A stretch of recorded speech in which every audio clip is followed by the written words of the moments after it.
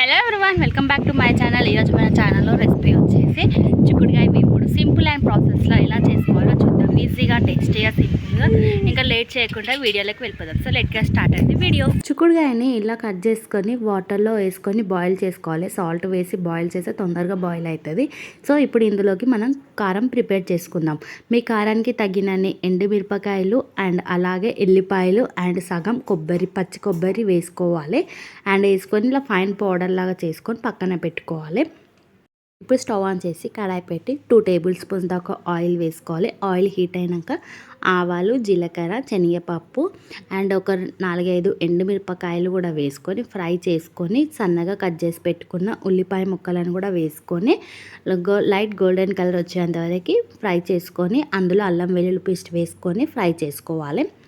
పచ్చివాసన పోయేదాకా ఫ్రై చేసుకొని మనం ముందే ఉడికించి పెట్టుకున్న చిక్కుడుకాయను కూడా వేసుకొని అంతా ఒక్కసారి బాగా కలుపుకోవాలి.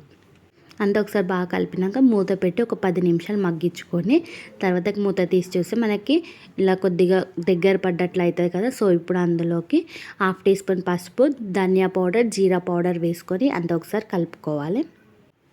లేట్ చేయకుండా సింపుల్గా మనము తక్కువ టైంలోనే ఇలా చిక్కుడుకాయ వేపుడు చేసుకోవాలండి.